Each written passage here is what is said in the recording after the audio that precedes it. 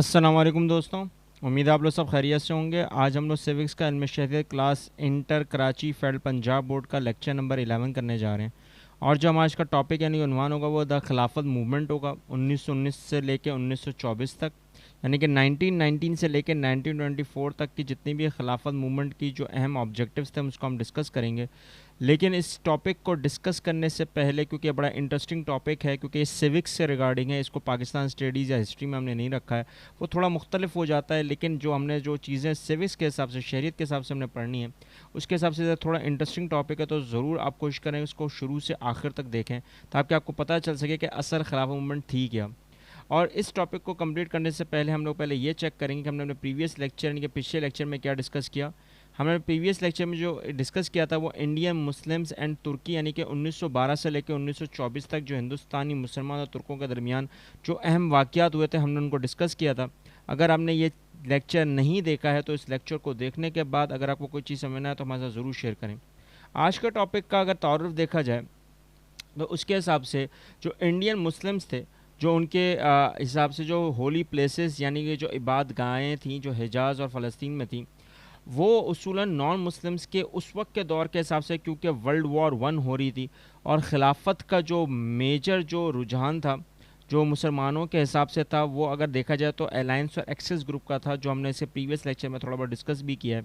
تو مکہ اور مدینہ کیونکہ یہ ایک اہم عبادت گاہیں ہیں، عبادت گاہیں تو نہیں بولوں گا، ایک طریقے سے ہماری سمت ہے، ایک راہ ہے، تو وہاں پر جتنی بھی پروٹیکشن تھی، جو بھی پروٹیکٹ کرنا تھا، حفاظت میں رکھنا تھا، اس کے حساب سے خلافت کو اہمیت دی جا رہی تھی۔ اور جو اس وقت کے پرومیننٹ لیڈرز تھے برِ صغیر میں، یہاں پر سب کانٹیننٹ میں، ان میں اگر مسلمانوں کے حساب سے دیکھا جائے تو مولانا محمد علی جوہر، مولانا شوکت علی جوہر، ابوالکلام آزاد، یہ تینوں نے مل کر خلافت موومنٹ کو آغاز کیا، جن کی آپ تصویریں اپنی اسکرین پر بھی دیکھ رہے ہوں گے۔ یہ ابوالکلام آزاد ہیں، یہ مولانا محمد علی جوہر ہیں، یہ مولانا شوکت علی جوہر ہیں، یہ دونوں بھائی ہیں، علی برادرانس کہلاتے ہیں۔ انہوں نے مل کر خلافت موومنٹ کو آغاز کیا، یعنی کہ تحریک خلافت کا آغاز کیا۔ پھر عربیہ اور پارشلی جتنے بھی علاقے ہیں جہاں پر ہماری عبادت گاہیں جو جگہیں ہیں ان کو سیف گارڈ کرنا، جو ایک مانومنٹس ہیں ان کو سیف گارڈ کرنا، اور پلس جو ہماری آزادی تھی جس کے حساب سے خلافت کا آخر رجحان جو ترکی میں چل رہا تھا اس کو واپس سے بحال کرنا۔ سلطانیت جو خلافت سلطانیت کا حساب سے آتا ہے وہ ترکوں کے حساب سے آتا تھا، جو آخری دفعہ ختم ہوا وہ ترکی میں ختم ہوا، تو وہاں پہ واپس چیزوں کو بحال کرنا۔ اب یہ سارا رجحان کا جو رزلٹ نکلا، نتیجہ نکلا خلافت موومنٹ کا، وہ کیا نکلا؟ یہ نکلا کہ ہندو فنڈامنٹلسٹ جو لیڈرز تھے اس وقت کے، اور جو گاندھی جو اس وقت لیڈ کر رہے تھے کانگریس کو، تو خلافت موومنٹ میں انڈین مسلم کے ساتھ ان کو خود کرنے کے بجائے کانگریس نے بھی ان کی مدد کرنے کی ٹھان لی اور ہاتھ بڑھایا خلافت موومنٹ میں، اور اس کو نام دیا ہندو مسلم یونٹی کا۔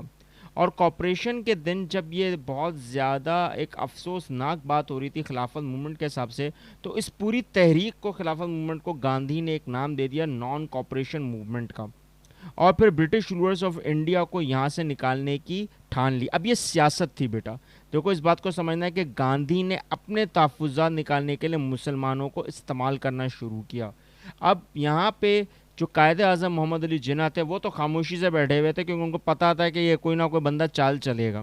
اب یہ چال چلنے کے حساب سے جو جتنی بھی مسلمانوں کی قربانیاں تھیں، ان کا انٹرسٹ تھا ترکوں کے حساب سے ڈیفینڈ کرنا تھا خلیفہ کو، خلافت کو، وہ اویل کرنے سے ہم لوگ اب، کیونکہ ظاہر سی بات ہے ہمارا جتنا بھی ریولوشنری جو ترکیوں کا نظام تھا، جو اس وقت سلطانی کا نظام تھا، اس کو ختم کر کے کرنل عطا ترک جو آپ کے سامنے یہ دکھ رہے ہیں یہ شخصیت، ان کو لایا گیا اور سلطانیت اور خلافت کو ختم کیا گیا، اور نام کیا دیا گیا؟ ترکش ریپبلک کا۔ اور وہاں سے گریکس اور برٹنس کو نکال کر مائنرز پہ ایشیا کے طور پر یہاں پہ رکھا گیا، اور پلس سمپتھیز حاصل کی گئی انڈین مسلم سے۔ آپ اندازہ لگا رہے ہوں گے کہ کتنا بڑا رجحان یہاں پر کھڑا ہو چکا تھا، کتنا بڑا تنازع کھڑا ہو گیا۔ وہ اس لیے کیونکہ یہاں پر جو سب سے اہم بات تھی، جو مسٹر گاندھی نے ایک پولیٹیکل ٹرک آزمائی مسلمانوں کے حساب سے، کیونکہ خلافت موومنٹ کو انہوں نے پورا کنورٹ کر دیا کس میں؟ نان کوپریشن موومنٹ میں، اور انہوں نے بائیکاٹ کیا جتنے بھی برطانیہ کے جتنے بھی کام اور کلودنگ اور کھدر اور جتنے کے حساب سے بھی جو کام ہو رہے تھے، وہ مسلمانوں کے ریسٹور کرنے میں خلافت میں ترکی میں لگا دیا۔ لیکن اصل جو مقصد تھا وہ کیا تھا کہ انڈیا سے برٹنز کو نکالنے کی تحریک۔ اب اس کو نان کوپریشن موومنٹ بولیں کیونکہ مسلمانوں کو سب سے زیادہ اپنی زمینیں چھوڑ کر کہاں ان کو ایک موقع دیا گیا دارالحرب کا اور خیفر رول کنٹری کا، جہاں پہ آپ کو تصویر بھی دکھ رہی ہوگی کہ وہ علاقے جہاں پر خلافت موومنٹ کے حساب سے جو کافروں کا ایک سب سے اہم رجحان تھا، وہاں پہ جا کے بس جائیں۔ اب یہ کیوں بسیں بھائی؟ کیا وجہ تھی؟ افغانستان سے ہوتے ہوئے نکلیں اور افغانستان سے ہوتے ہوئے ان علاقوں پر آ جائیں، کیوں آ جائیں بھائی؟ کیا وجہ ہے؟ ہندوستان جو اس وقت کے حساب سے بہت زیادہ اہمیت کا حامل تھا، بر صغیر جو سیکولر کنٹری کے نام سے آج بڑا پہچانا جاتا ہے، تو اس کے حساب سے اگر دیکھا جائے تو مذاہب کا تو کوئی کانسیپٹ ہی گاندھی نے نہیں دیا تھا۔ تو یہ باتیں گاندھی نے چلانا کیوں شروع کی؟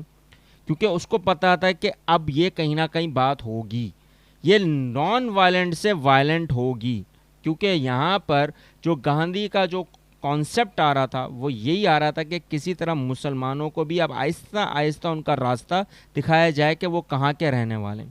اب یہ ساری باتیں تاریخ کے حساب سے لکھی ہوئی ہیں اور جرنلزم میں، انٹلیکچوئلز میں، انالیسس میں یہ سب کچھ لکھا ہوا ہے تقریباً ساری کتابوں میں، کہ کہیں نہ کہیں بیک فائر کا کانسیپٹ آ چکا تھا۔ اب یہ بیک فائر کا کیا مطلب؟ بیک سٹیبنگ، ایک سمپل طریقے سے اگر دیکھا جائے، کیونکہ جتنی بھی خلافت کانفرنسز ہو رہی تھی امرتسر میں 1919 میں، خلافت ڈیپوٹیشن کا پورا کانسیپٹ آیا 1920 میں، اور اسی کے حساب سے مولانا محمد علی جوہر گئے انگلینڈ اپنے تحفظات کو رکھنے کے لیے، لیکن برٹنس نے تو یہ بول دیا ہے کہ یہ پوری خلافت موومنٹ کی جو ڈیمانڈ ہے تو نان کوپریشن پہ ہو چکی ہے شروع۔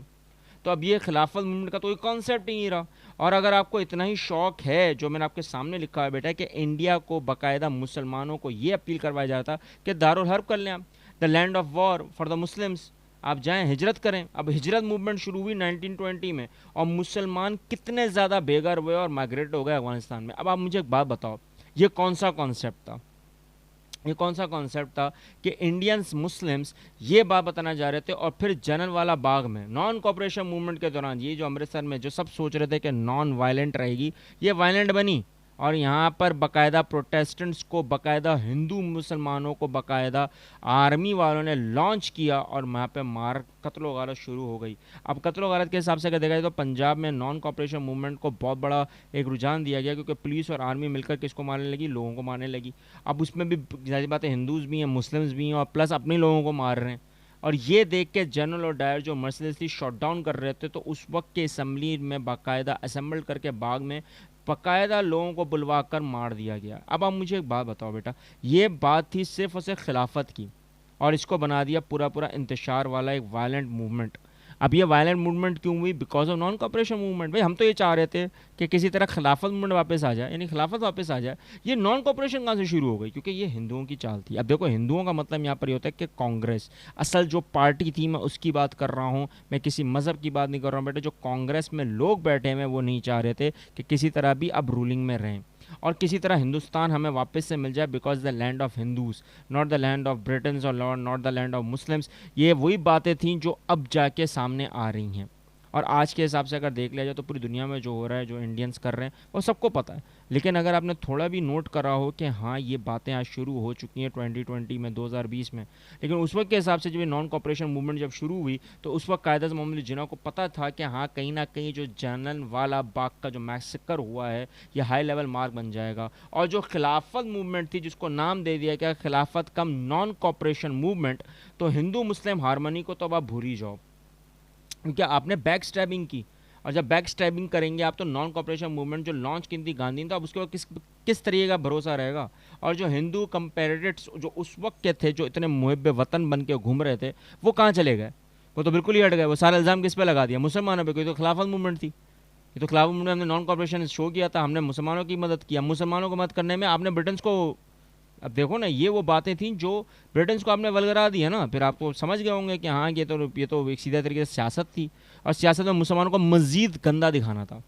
اب وہ گندگی میں اس کے حساب سے جو اس وقت کی کانگریس پارٹی تھی، اس کے حساب سے جو مسلمانوں کا جو رویہ تھا، کیونکہ بیٹا ہندوؤں میں مسلمانوں میں کوئی مسئلہ ہی نہیں تھا، یہ مسئلے اس وقت بڑھائے گئے کہ جب آپ نے یہ دیکھنا شروع کیا کہ نہیں ہم لوگ اپنے تحفظات کے لیے اب آگے بڑھنا شروع کریں، اپنی اتھارٹی کے لیے آگے بڑھنا شروع کریں۔ اس اتھارٹی کے چکر میں باقاعدہ خلاف موومنٹ کو مس کنونس کیا گیا، اور پلس انٹرنیشنل ریالٹیز کو دیکھتے ہوئے خلاف موومنٹ کو ابالش کیا گیا 1924 میں، کیونکہ اب وہاں پہ بیٹا ختم ہو چکا تھا نا، خلافت ختم ہو چکی تھی، کرنل عطا تو آ چکے تھے، اور خلافت کی جو پوری ایڈیگیشن تھی، جو پوری سیکریفائس تھی، بلڈس تھے، ٹیئرس تھے، سفرنگس تھی، جو اتنے لاکھوں انڈین مسلمانوں نے مل کر دی، وہ سب ختم. اب وہ سب ختم ہوا تو اس سے اچیو کیا ہوا؟ نتھنگ، کچھ بھی اچیو نہیں ہوا. اس میں کمیونل رائٹس شروع ہو گئے، اور جب کمیونل رائٹس شروع ہو گئے تو اس میں مسلمانوں کو سب سے زیادہ فیس کرنا پڑا کیا؟